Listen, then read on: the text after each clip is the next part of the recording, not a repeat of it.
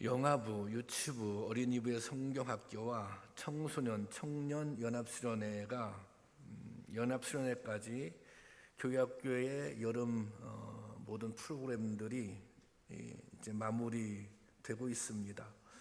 사역자들과 교사들이 정말 최선을 다해 준비를 했습니다. 사실 이 준비가 중요합니다. 준비가 잘 되어야 좋은 결과를 기대할 수 있기 때문입니다. 성경학교나 수련회는 한 2박 3일 정도 하는데 준비하는 데는 2개월이 넘게 걸리는 것 같습니다. 그래서 실제로는 준비하는 시간이 더 길고 힘듭니다. 하지만 이렇게 준비가 잘 돼서 여름 행사를 잘 할 수 있는 것이죠. 여름 사역 시기에 교사들 못지않게 수고하시는 분들이 있는데 식사를 준비하는 여선교회 회원들입니다. 무더운 날씨에 힘든 일인데도 즐거운 마음으로 헌신해 주셔서 너무너무 감사합니다. 또 많은 성도님들이 기도와 물질로 후원을 해 주셨습니다. 이런 교사들과 성도님들의 기도와 수고를 힘입어 어느 때보다 여름 사역이 아주 즐겁고 또 알차게 그리고 축제처럼 진행이 되었습니다. 우리가 어떤 행사를 하면 이제 평가라는 것을 하게 되잖아요. 여름 행사를 하면 꼭 모여서 평가를 하는데 아주 평가에 중요한 포인트가 있는데요. 그것은 아이들이 은혜를 받았는가 하는 것입니다.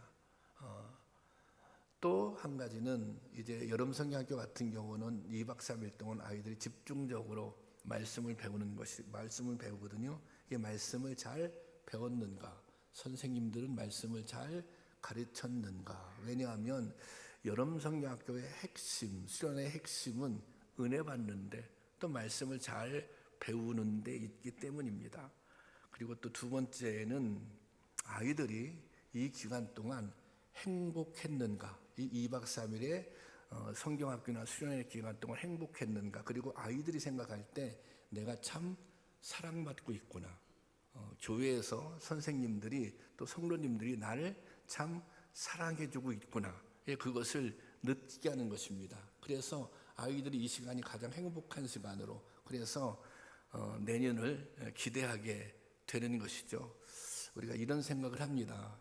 어떤 행사를 할 때 이 행사 참 재미있게 해야지 이제 그런 생각을 하는데 사실은 재미있는 것도 중요한데 이게 재미라고 하는 것이 과거에는 세상에서 주는 즐거움보다 교회에서 주는 즐거움이 컸던 시절이 있었습니다. 그런 프로그램들이. 그렇지만 지금은 세상에서 주는 즐거움을 교회에서 따라갈 수가 없습니다. 아이들이 물놀이 하면서 즐거웠거든요. 그렇지만 그 교회에서 아무리 물놀이를 잘한들 워터파크를 따라갈 수 있겠습니까? 그리고 교회에서 줄 수 있는 것은 사실은 복음입니다. 그런데 또 이 수련을 보니까 아이들이 어제 제가 이제 아침에 와서 아이들하고 같이 밥을 먹으려고 하는데 아이들이 다 올라오지 않았어요. 한 9시 반이 넘었는데 이렇게 올라온 아이들을 보니까 뭐 이게 다 잠에서 덜 깬 얼굴이에요. 어제 몇 시에 잤느냐 그랬더니 어제 한 4시쯤 잤다고 그러더라고요. 4시까지 뭐 했느냐 그랬더니 4시까지 다 같이 놀았대요. 그러니까 너무너무 재밌게 놀았대요. 그래서 뭐 수건 돌리기도 하고 뭐 이런 거 있잖아요. 그게 너무 재밌다고 하더라고요. 사실은 이렇게 노는 게 교회에서 노는 거예요. 이것이 이제 공동체 놀이거든요. 사실은 이렇습니다. 우리 아이들도 이제 수련회가 끝나면 세상으로 나가잖아요. 학교에 다니잖아요. 또 직장 생활 하잖아요. 그러면 이 아이들이 세상에 나가서 살 때 힘들고 어려운 순간들이 있습니다. 그럴 때 무엇이 힘이 되는가? 그것이 교회에서 은혜 받았던 기억이 그 아이들에게 힘이 되는 것입니다. 아이들이 뭐 이렇게 유치부부터 시작해서 또 청년 그리고 또 교회 안에서 집사님이 되고 권사님도 되고 이렇게 자라나면 좋지만 또 중간에 이게 방황하는 그런 친구들이 있습니다. 방황하는 교회를 떠나서 방황하는 영혼들이 있거든요. 그 영혼들이 교회에 돌아오게 하는 힘, 그 기억은 교회에서 은혜 받았던 기억, 교회에서 사랑받았던 기억, 교회에서 행복했던 기억이 그들을 다시 교회로 돌아오게 하는 것입니다. 그래서 사실은 저희가 이 여름 행사를 준비할 때 그렇게까지 하는가, 그렇지만 정말 최선을 다해서 교사들이 단순히 아이들을 가르치는 것이 아니라 최선을 다해서 섬길 수 있도록 그렇게 준비를 했던 것입니다. 우리 교회는 다음 세대의 신앙 교육을 교회의 중요한 핵심 가치로 여기고 있습니다. 이 일이 미래를 위해 최선의 선택이기 때문입니다. 제가 그런 생각했어요. 성경학교 하는 모습, 또 수련하는 모습을 보면서 우리 교회가 미래에 희망이 있다, 그런 생각을 갖게 됐습니다. 오늘 씨앗을 심지 않으면 미래에 거둘 열매를 기대할 수 없는 것입니다. 좋은 열매는 저절로 얻어지지 않습니다. 뿌리고 또 심고 돌보고 가꾸는 수고가 있어야 좋은 열매를 풍성하게 거둘 수 있는 것입니다.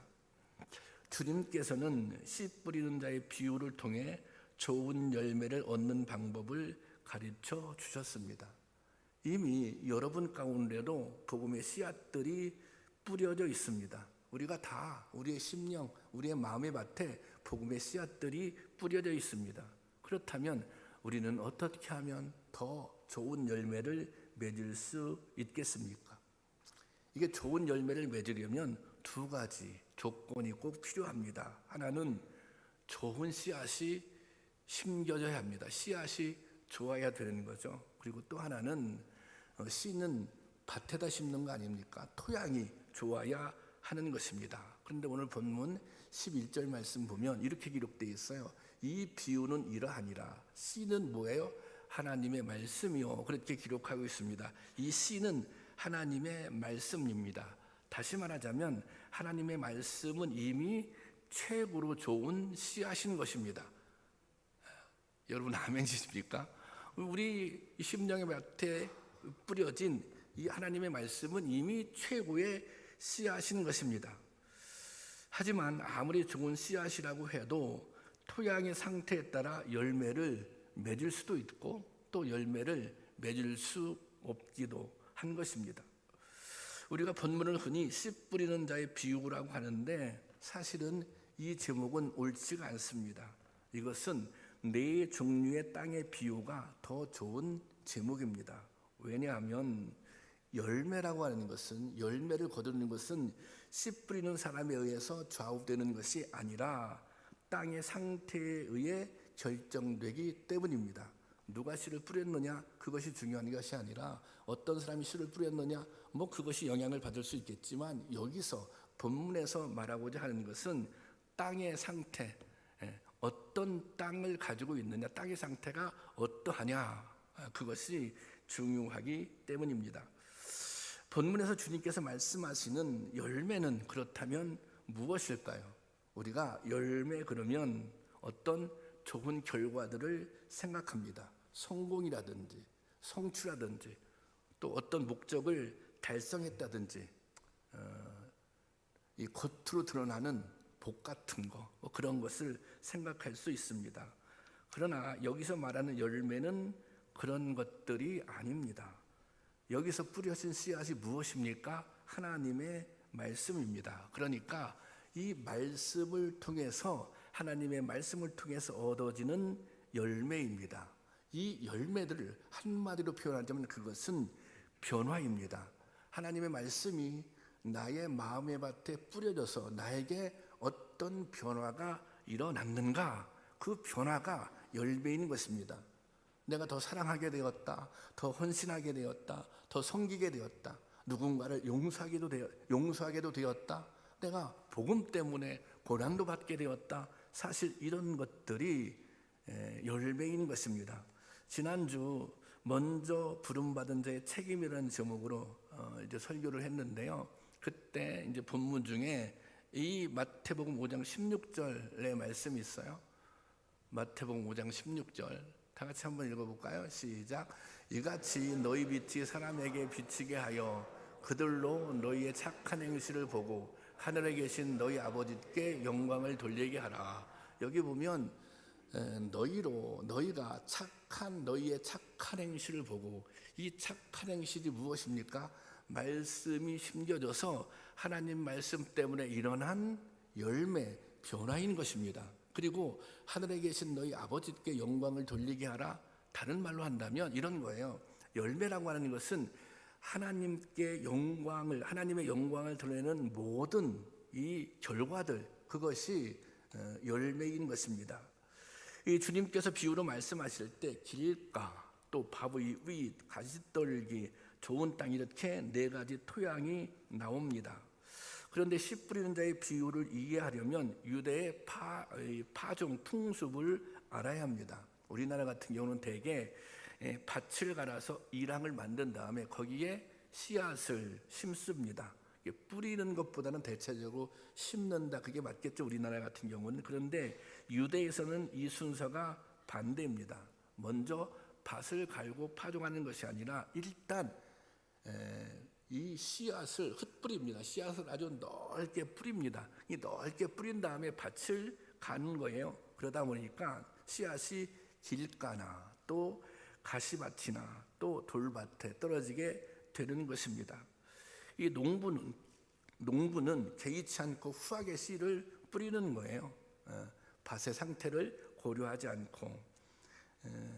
이 건기 때, 유대는 건기 때 씨앗을 뿌리는데요, 이 첫 번째 비가 내리게 되면 그것을 이른 비라고 그러잖아요. 이른 비가 내리게 되면 씨앗들이 싹이 나기 시작합니다. 그러니까 이 싹이 나는 씨앗, 싹이 나서 자라나는 그 상태를 보고 땅의 이 상태를 알 수 있는 것입니다. 그러니까 좋은 땅인지 나쁜 땅인지는 자라고 열매 맺는 것을 보면 알 수가 있는 것입니다. 씨는 이렇게 뿌리지만 씨앗이 뿌려져도 모두가 다 열매를 맺는 것은 아닙니다.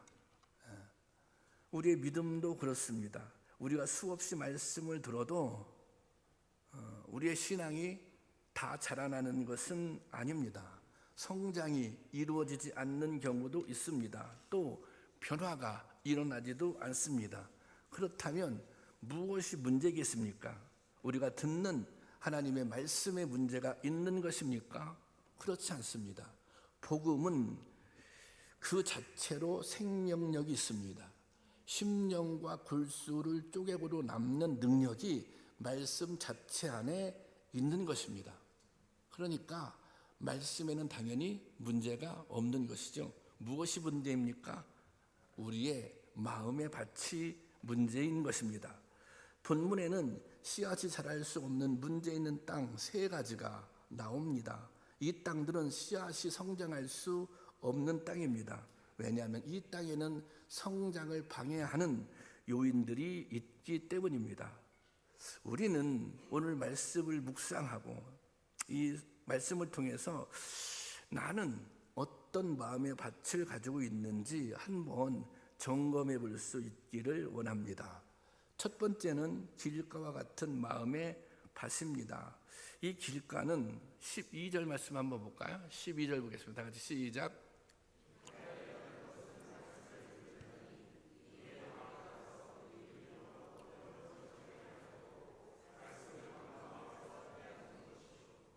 이 길가는 싹조차 틔울 수 없는 땅입니다.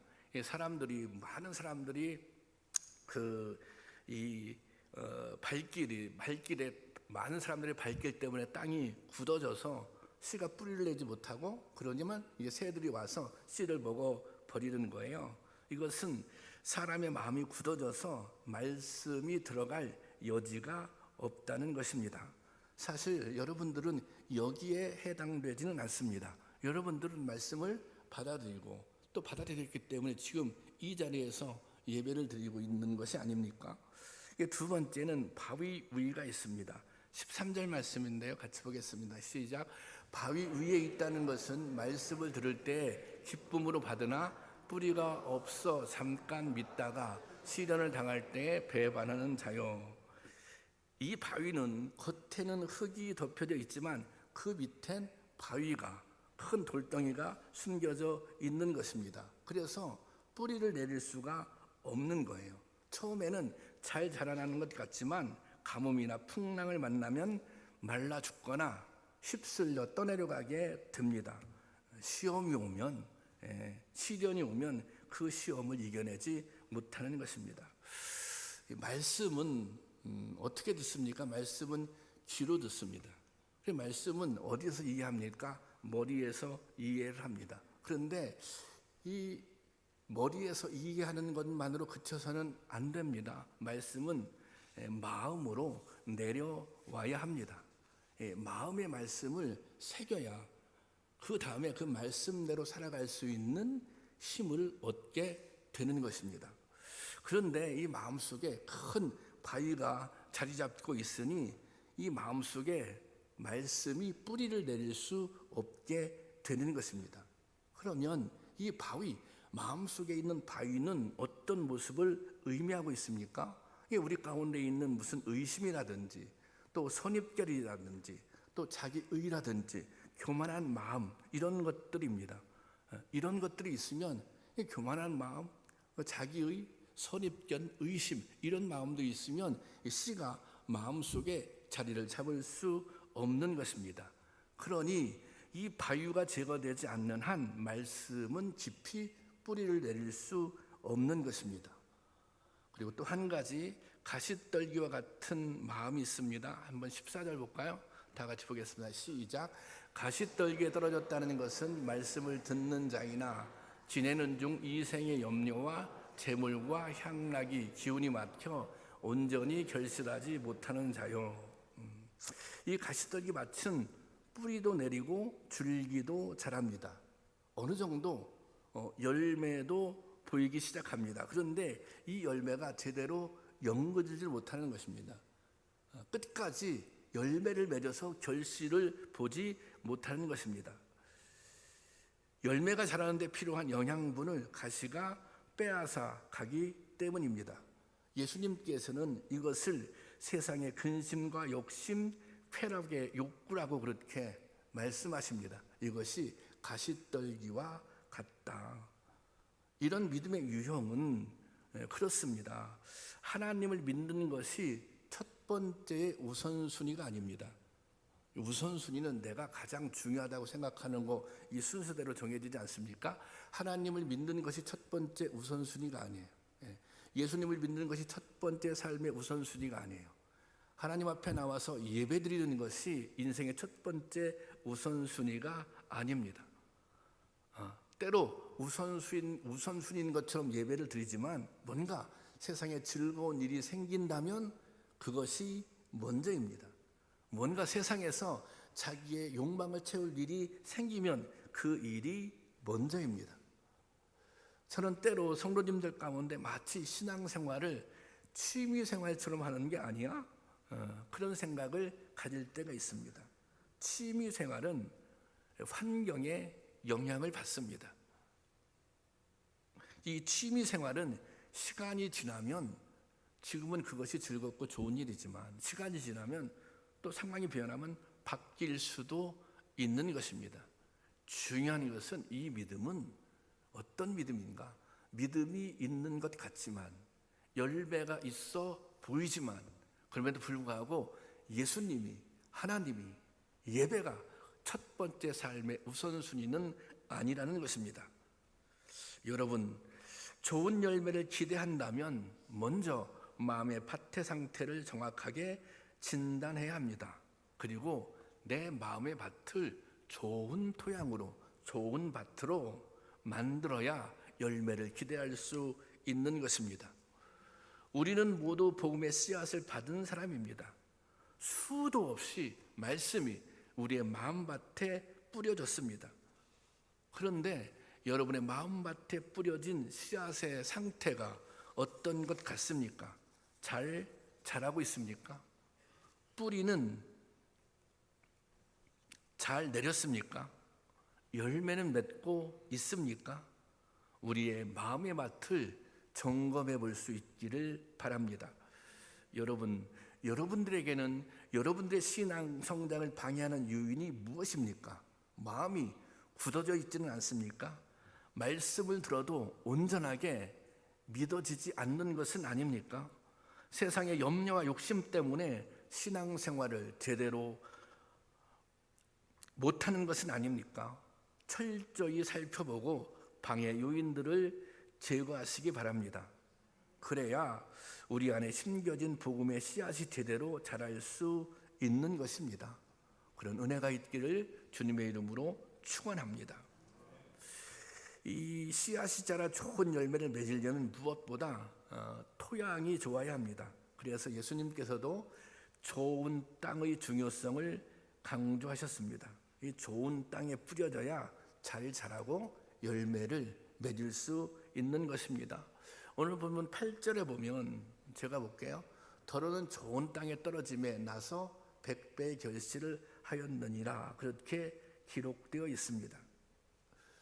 우리가 오랜 신앙생활에도 불구하고 열매가 없는 이유는 우리의 마음밭이 좋지 않기 때문입니다. 우리의 마음밭에 문제가 있기 때문입니다. 복음은 마음의 밭만 좋으면 얼마든지 알찬 열매를 맺을 수 있는 최고의 씨앗입니다.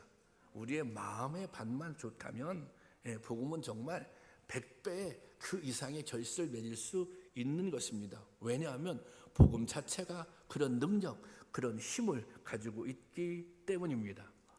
그렇다면 좋은 땅은 어떤 땅입니까? 오늘 본문 15절 말씀을 다 같이 보겠습니다. 15절 말씀 다 같이 시작. 자, 15절은 제가 보겠습니다.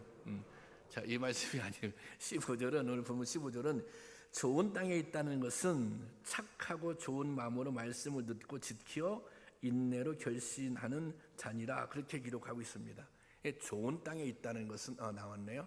착하고 좋은 마음으로 말씀을 듣는다는 거예요. 여기 착하고 좋은 마음, 예수님께서는 좋은 땅을 착하고 좋은 마음에 비유하고 있습니다. 그렇다면 이 착하고 좋은 마음은 어떤 의미가 있는가? 그 이제 원어를 잘 살펴보면 이런 의미를 가지고 있어. 첫째는 하나님의 말씀을 들을 때 주의 깊게 듣는다는 것입니다. 하나님의 말씀을 들을 때 잘 듣는다는 거예요. 이게 잘 듣는다는 것이 어떻게 듣는 것입니까? 이 잘 듣는다고 하는 것은 나에게 주시는 말씀이다, 그렇게 생각하고 듣는 것이 잘 듣는 것입니다. 이 말씀은 나에게 필요한 말씀이다, 그렇게 생각하고 듣는 것이 잘 듣는 것입니다. 이 말씀은 내가 순종해야 할 말씀이다, 그렇게 생각하고 듣는 것이 잘 듣는 것입니다. 이 착하고 좋은 마음은 하나님의 말씀을 그렇게 주의 깊게 잘 듣는 것이고, 그리고 두 번째는 이 들은 말씀을 마음속에 새겨야 하는 것입니다. 제가 가끔 말씀드리는데 우리가 말씀은 머리로 들어요. 머리로 듣는데 사실은 머리로 들어서 이해를 하잖아요, 말씀을. 그러면 이해만 하면 되는 것인가? 또 깨닫기도 하잖아요. 깨닫기만 하면 되는 것인가? 말씀은 단순하게 이해하기 위해서 듣는 것이 아닙니다. 깨닫기 위해서 듣는 것이 아닙니다. 말씀은 말씀대로 살기 위해서 말씀을 듣는 거예요. 말씀대로 살아갈 때 거기에 하나님의 은혜가 임하고 하나님의 역사가 임하고 구원이 이루어지는 거예요. 그런데 이게 말씀대로 살아가기 위해서 한 필요한 과정이 있는데 이 말씀이 뭐예요? 마음으로 내려와야 되는 것입니다. 야고보 사도가 야고보서 1장 21절에 이렇게 말했어요. 제가 보겠습니다. 너희 영혼을 능히 구원할 바 마음에 심어진 말씀을, 보세요, 마음에 심어진 말씀을 온유함으로 받으라 그랬어요. 여기 말씀을 들으라 그것이 아니라 말씀을 받으라, 온유함으로 받으라고 하는 것은 겸손한 마음으로 순종하는 마음으로 받으라는 것입니다. 이게 우리가 말씀을 듣기만 하니까 변화가 없는 것입니다. 말씀은 들은 말씀이 머리에 남아있지 않고 그 말씀이 깨달아졌다면 가슴으로 내려와야 하는 것입니다. 여러분 아십니까? 말씀이 가슴 속으로 내려오면 이 가슴이 뜨거워지기 시작합니다. 가슴에, 마음에 격동이 일어나기 시작합니다. 가슴이 뜨거워지면 그 뜨거워진 힘으로 어떻게 해야 되는 거예요? 말씀대로 살아갈 수 있는 힘을 얻는 것입니다. 뜨거운 마음이 내 몸을 움직이게 하는 것입니다. 뜨거운 마음이 말씀대로 살 수 있는 힘을 주는 것입니다. 그래서 이게 말씀을 들으면 당연히 그런 은혜가 임하면 말씀대로 살려고 애쓰고 노력한다는 것입니다.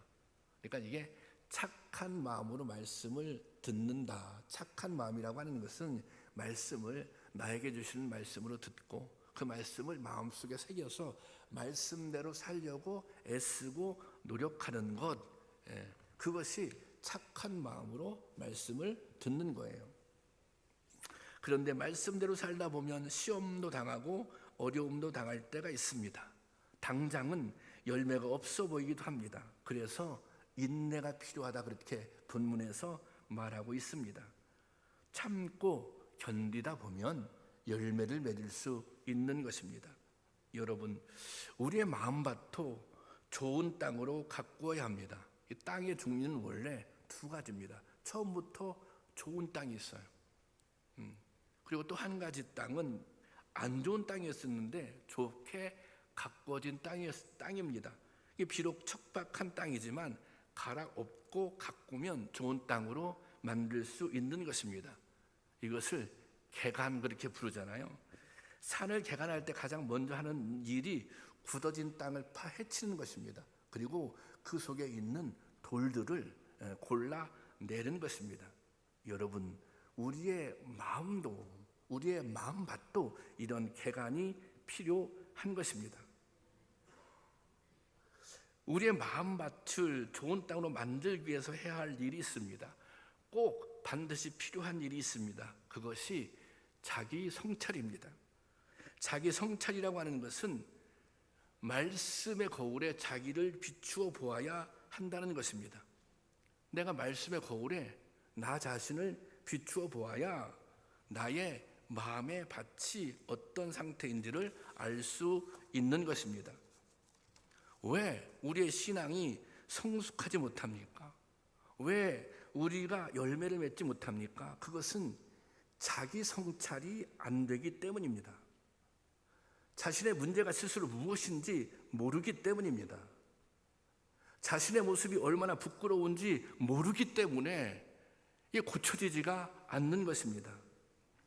제가 그 양마리교회라고 하는 곳에서 목회를 했는데 그 이제 교회는 예배당이 있고 주택이 있잖아요. 예배당하고 주택하고 거의 붙어 있어요.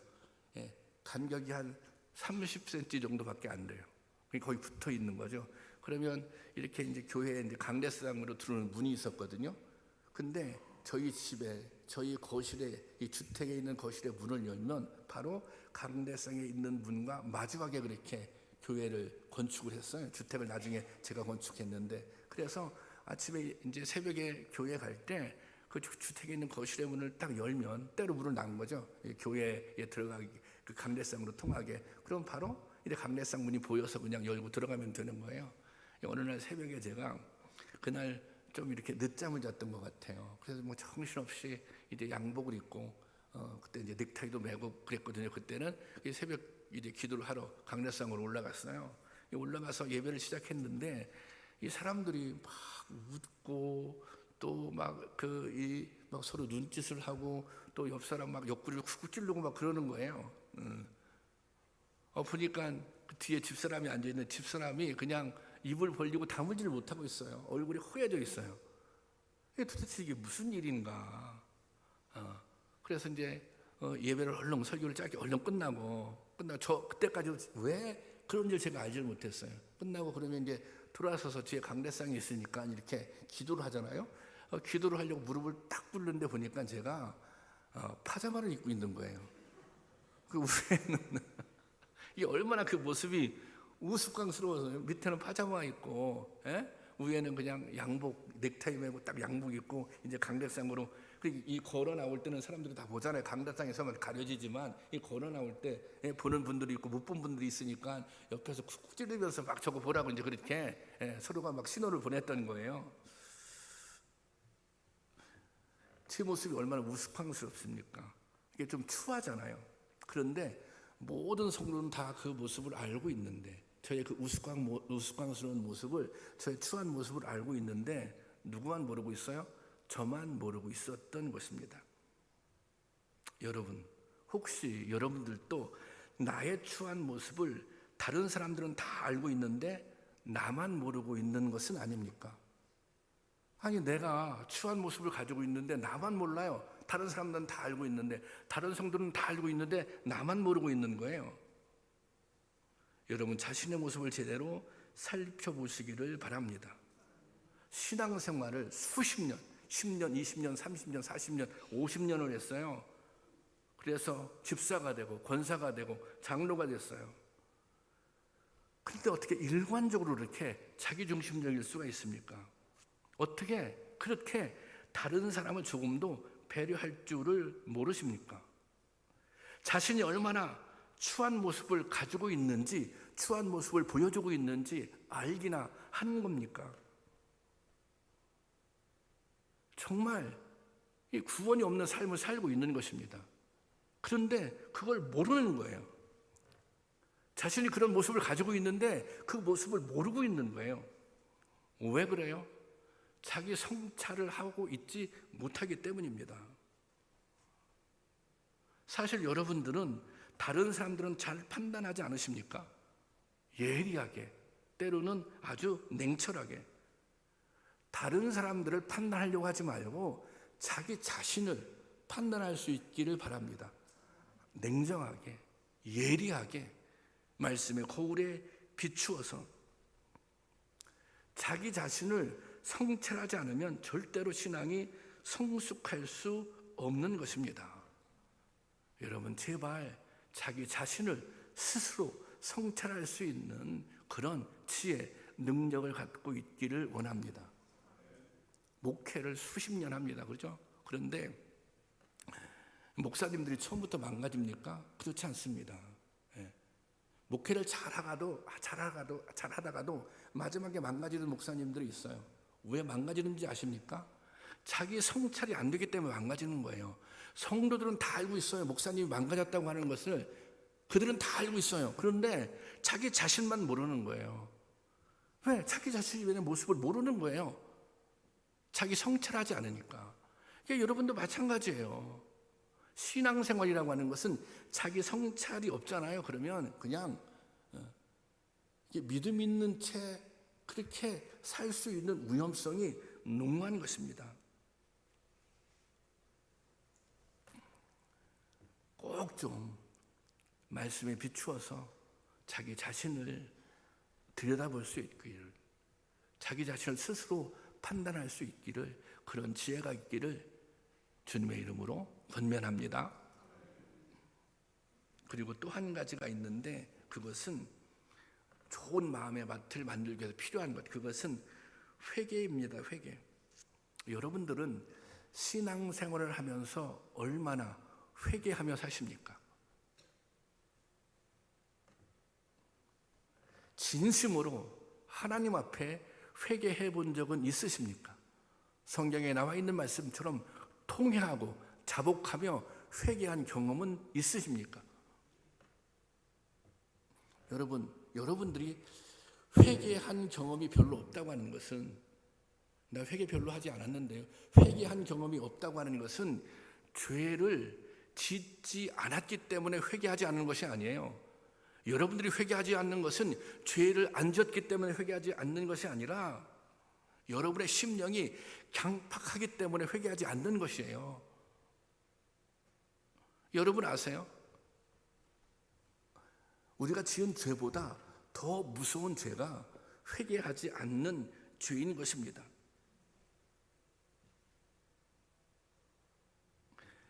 이 굳어진 심령, 회개하지 않는 심령 외에는 아무리 말씀의 씨앗이 뿌려져도 열매를 맺을 수 없는 것입니다. 여러분, 말씀의 자신을 비추어 보시기를 바랍니다. 얼마나 수많은 죄를 짓고 사는지 깨닫게 될 것입니다. 이 죄를 깨닫고 회개할 때 우리의 굳어진 마음이 굳어진 마음의 밭이 갈아엎어지는 것입니다. 여러분, 말씀 앞에서 자기를 정말 냉정하게 한번 들여다보십시오. 정말 회개할 게 없는지, 정말 부끄러운 모습이 없는 것인지 반드시 깨닫게 되어 있습니다. 내가 어떤 죄를 짓고 살았는지, 내가 어떤 부끄러운 모습이 있는지, 그러면 주님 앞에 회개할 수 있기를 바랍니다. 그 순간, 그 회개의 순간이 우리의 마음밭이 갈아엎어지는 순간입니다. 그 회개의 순간이 우리의 마음밭이 옥토가 되는 좋은 땅이 되는 순간인 줄로 믿으시기를 바랍니다. 여러분, 우리는 이미 말씀의 씨앗을 받았습니다. 이 뿌려진 말씀의 씨앗들이 좋은 열매를 맺을 수 있기를 바랍니다. 자기 성찰 그리고 회개를 통해 우리의 마음밭이 좋은 땅으로 옥토로 변화되는 역사가 일어날 수 있기를 바랍니다. 그래서 하나님이 기뻐하시는, 하나님이 기대하시는 풍성한 열매를 맺을 수 있기를 주님의 이름으로 축원합니다.